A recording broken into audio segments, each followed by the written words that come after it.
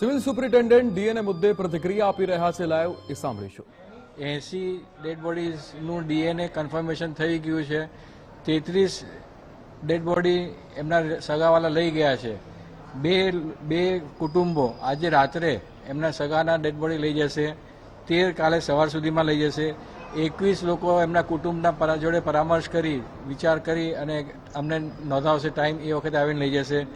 11 કુટુંબો એવા છે કે જેમાં એકથી વધુ એમના રિશ્તેદાર સગા સંબંધી એક્સિડન્ટમાં સંડોવાયેલા હતા. એ લોકોના 11 લોકો બીજાનું ડીએનએ કન્ફર્મેશન આવે ત્યાર પછી એમને લેવા આવશે.